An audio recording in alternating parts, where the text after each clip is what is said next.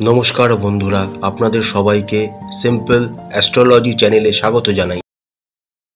রাশিচক্রের সপ্তম এবং আমাদের অন্যতম প্রিয় রাশি হল তুলা রাশি। তুলা রাশির অধিপতি হলেন শুক্র।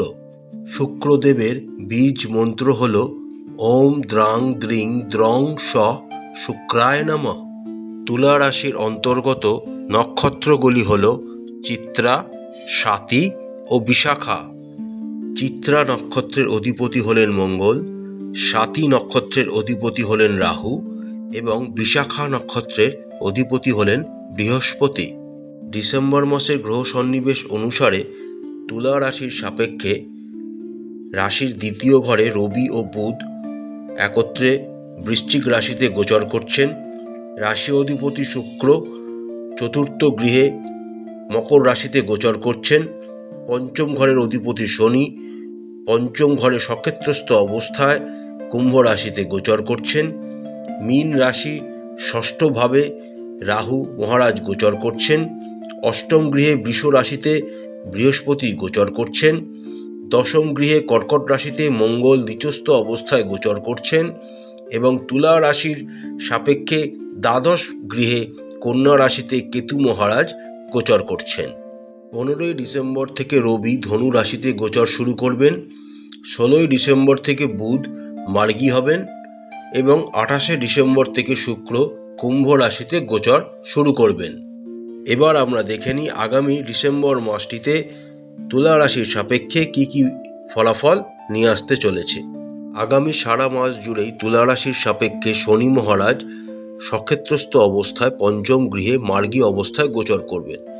এর ফলস্বরূপ আপনারা কর্মক্ষেত্রে মাঝারি ধরনের একটি ফলাফল আশা করতে পারেন।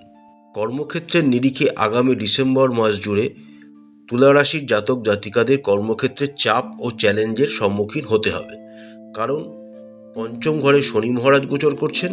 তার সাথে সাথে আপনাদের অষ্টম গৃহে দেবগুরু বৃহস্পতি প্রতিকূল অবস্থানে গোচর করছেন এবং আপনাদের দশম গৃহে নিচস্থ মঙ্গল গোচর করছেন।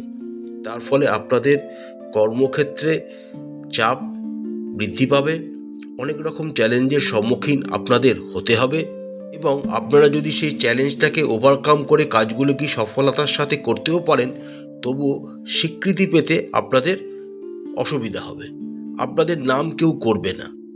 এটাই হবে আপনাদের মেন অসন্তুষ্টির কারণ। যে সমস্ত তুলা রাশির জাতক জাতিকারা ব্যবসার সাথে জড়িত রয়েছেন, আগামী ডিসেম্বর মাস জুড়ে আপনাদেরকে ধৈর্যতার সাথে ব্যবসায়িক কার্যকলাপকে এগিয়ে নিয়ে যেতে হবে। খুব বেশি মুনাফা বা লাভের আশা আগামী ডিসেম্বর মাস জুড়ে না করাই ভালো। মোটামুটি একটি ব্যবসায়িক অবস্থা মুনাফা আপনারা আগামী ডিসেম্বর মাস জুড়ে পেতে চলেছেন। দেবগুরু বৃহস্পতির প্রতিকূল অবস্থান এবং সপ্তম ঘরের অধিপতি মঙ্গলের দশম গৃহে নিচস্থ অবস্থান হওয়ার জন্য ব্যবসায়িক দিকটা আপনাদের একটু টালমাটাল অবস্থা হতে পারে, কিন্তু তা সত্ত্বেও আপনারা মাসের শেষের দিকে ব্যবসায় ভালো ফল পাবেন, কারণ মঙ্গল কর্কট রাশিতে নিচস্থ হলেও তিনি দশম গৃহে অর্থাৎ তিনি দিগ্বল লাভ করেছেন। ফলে তিনি মাসের শেষের দিকে আপনাদের একটি ভালো মুনাফার মুখ দেখিয়ে দিয়ে যাবেন। তবে একটি কথা আপনাদের মাথায় রাখতে হবে, যে সমস্ত তুলা রাশির জাতক জাতিকারা অংশীদারি ব্যবসায় রয়েছেন তাদের একটু সাবধানে চলতে হবে এবং যে সমস্ত তুলা রাশির জাতক জাতিকারা অনেক ধরনের মাল্টি লেভেল ব্যবসা করছেন তাদের এই সময় অতগুলি ব্যবসা একসাথে না করাই শ্রেয় হবে। অর্থনৈতিক দিকটি আগামী ডিসেম্বর মাসে তুলা রাশির জাতক জাতিকাদের জন্য খুব একটা সুখকর হবে না। আপনাদের অষ্টম গৃহে দেবগুরু বৃহস্পতির প্রতিকূল অবস্থান আপনাদের ব্যয়কে আরও বৃদ্ধি করে তুলবে। যদিও আপনাদের ব্যয়গুলি মেনলি ধর্মীয় কারণ বা কোনো পারিবারিক কোনো অনুষ্ঠানের জন্য বা ধর্মীয় কোনো স্থানে ভ্রমণের জন্য হওয়ার সম্ভাবনা বেশি। আপনাদের উপার্জন খুব একটা বেশি হবে না, কিন্তু ব্যয় ধীরে ধীরে বাড়তে থাকবে। তাই এখন থেকেই আপনারা অর্থনৈতিক দিকটার প্রিপারেশন নিতে শুরু করুন, যাতে মাসের শেষে গিয়ে আপনাদের কোনো অসুবিধার সম্মুখীন না হতে হয়। আগামী ডিসেম্বর মাসে অর্থনৈতিক কোনো বড় ধরনের বিনিয়োগ করার থেকে আপনারা বিরত থাকবার চেষ্টা করবেন। না হলে আপনাদের ভবিষ্যতে অসুবিধার সম্মুখীন হতে হবে। এবং যে সমস্ত তুলা রাশির জাতক জাতিকারা ব্যবসার সাথে যুক্ত রয়েছেন তাদেরও অর্থের প্রবাহ ধীর গতিতে হবে, তাই অবশ্যই ধৈর্য ধরতে হবে এবং অর্থনৈতিক দিকটি খুব ভালোভাবে বিবেচনা করে তবেই পা ফেলতে হবে। স্বাস্থ্যের দিক থেকে আগামী ডিসেম্বর মাসটি আপনাদের মোটামুটি কাটবে। আপনাদের ষষ্ঠ ঘরের অধিপতি দেবগুরু বৃহস্পতি অষ্টম ঘরে গোচর করছেন, অর্থাৎ তিনি বিপরীত রাজযোগ তৈরি করেছেন, ফলে তিনি স্বাস্থ্যের খুব একটা ক্ষতি আপনাদের হতে দেবেন না। হ্যাঁ, হয়তো আপনাদের হজমের সমস্যা বা রক্তচাপজনিত সমস্যা, পেটের কোনো সমস্যা, পেট থেকে কোনো ইনফেকশন ইত্যাদি হওয়ার সম্ভাবনা আছে, কিন্তু সেটা কোনো বড় আকার ধারণ করবে না। তার সাথে সাথে মাসের দ্বিতীয়ার্ধে যখন রবি আপনাদের তৃতীয় ঘরে গোচর করে যাবেন, তখন থেকে আপনাদের শরীর স্বাস্থ্য নিয়ে আর চিন্তা তেমন করতে হবে না। আপনারা সুস্থ থাকবেন, ভালো থাকবেন। যে সমস্ত তুলা রাশির জাতক জাতিকারা প্রেমের জগতে রয়েছেন বা প্রেমের সম্পর্কে যুক্ত রয়েছেন, তাদের আগামী ডিসেম্বর মাসটি একটু সাবধানতা অবলম্বন করতে হবে। আপনাদের অষ্টম ঘরে দেবগুরু বৃহস্পতি গোচর করছেন, তার ফলে আপনাদের প্রেমের মধ্যে আকর্ষণের অনুভব আপনারা দেখতে পাবেন। এছাড়া আপনাদের পঞ্চম গৃহে শনি সক্ষেত্রস্থ অবস্থায় গোচর করছেন। শনি হচ্ছে কর্মফলের গ্রহ। আপনারা যদি আপনাদের যাদের সাথে আপনার সম্পর্কে যুক্ত রয়েছেন তারা যদি আপনার সাথে কোনো রকম বিশ্বাসঘাতকতা করে বা কোনো রকম যাকে বলে 2 নম্বরই করার চেষ্টা করে, তাহলে সেই সম্পর্ক কিন্তু টিকবে না। শনি সেটাকে টিকতে দেবেন না। তিনি যদি আপনার সত্যি সত্যি শুভাকাঙ্ক্ষী হন, আপনার উপর সত্যি তার টান থাকে, তবেই সেই সম্পর্ক আপনারা টিকিয়ে রাখতে পারবেন।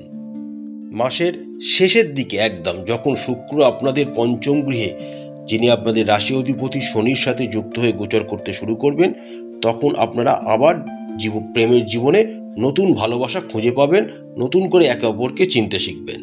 যে সমস্ত তুলা রাশির জাতক জাতিকারা বিবাহের জন্য প্রস্তুত হচ্ছেন বা এগোচ্ছেন, তাদের আগামী ডিসেম্বর মাসটাকে এড়িয়ে যাওয়াই ভালো হবে, কারণ বিবাহের জন্য আগামী ডিসেম্বর মাসটি একদমই অনুকূল নয়। আর যে সমস্ত তুলা রাশির জাতক জাতিকারা ইতিমধ্যে বিবাহিত, তারা আগামী মাসে জীবনসঙ্গীর সাথে সুখ পাওয়ার জন্য আপনাদের মনকে আরও শক্তিশালী করতে হবে এবং আপনাকে আরও নমনীয় হতে হবে। কঠোর মনোভাব আপনাদের ত্যাগ করতে হবে, কটু কথা বলা থেকে আপনাদের বিরত থাকতে হবে। তবে শ্বশুরবাড়ির তরফ থেকে আপনারা কোনো ভালো রকমের অর্থাৎ আনন্দের কোনো খবর পেতে পারেন এবং তাদের সাথে আপনাদের সম্পর্ক আরও মধুর হয়ে উঠবে। পারিবারিক জীবনের দিক থেকে আগামী ডিসেম্বর মাসটি তুলা রাশির জাতক জাতিকারা ভালো আশা করতে পারেন। তবে মাঝে মাঝে টুকটাক ঝামেলা ঝঞ্ঝাট আসবে, যেহেতু বৃহস্পতি আপনাদের অষ্টম ঘরে গোচর করছেন, তার ফলে পারিবারিক একটু সমস্যা সবসময় থাকবে। তবে আপনাদের চতুর্থ ঘরের অধিপতি শনি মহারাজ পঞ্চম ঘরে সক্ষেত্রস্থ অবস্থায় গোচর করছেন। আপনাদের রাশির সাপেক্ষে চতুর্থ গৃহে শুক্র, যিনি আপনাদের রাশি অধিপতি, তিনি সারা মাস জুড়েই আপনাদের চতুর্থ গৃহে গোচর করবেন এবং দেবগুরু বৃহস্পতির সপ্তম দৃষ্টি আপনাদের দ্বিতীয় ঘরে পড়ছে, যার ফলে আপনাদের পারিবারিক জীবন মোটামুটি সুখের হতে চলেছে। আপনারা এই সময় সন্তানদের কাছ থেকে ভালো ফল আশা করতে পারেন। তাদের বিকাশে আপনারা খুবই আনন্দিত হবেন এবং তারাও আপনাদেরকে খুবই আনন্দে রাখবে এবং তাদের কোনো কৃতিত্ব আপনাদেরকে সমাজের কাছে আলোকিত করতে পারে। প্রতিকারস্বরূপ তুলা রাশির জাতক জাতিকারা রাশি অধিপতি শুক্রদেবের বীজ মন্ত্র প্রত্যেক দিন 108 বার করে জপ করবেন। ভিডিওর প্রথমেই স্ক্রিনেতে আমি শুক্রদেবের বীজ মন্ত্র বলে দিয়েছি, আশা করছি আপনারা ওটা দেখে নেবেন এবং প্রত্যেক দিন 108 বার জপ করবেন, তাতে আপনারা খুব ভালো ফল আশা করতে পারেন। প্রত্যেক দিন হনুমান চালিসা পাঠ করবেন এবং 21 বার করে প্রত্যেক দিন ওম গম গণপতায় নমঃ মন্ত্রটি জপ করবেন। আশা করছি বন্ধুরা আগামী ডিসেম্বর মাসটি তুলা রাশির জাতক জাতিকাদের খুব ভালো কাটবে। মা তারা আপনাদের সবাইকার মঙ্গল করুন। আমাদের চ্যানেলটি ভালো লাগলে লাইক করবেন, শেয়ার করবেন, সাবস্ক্রাইব করবেন। নমস্কার।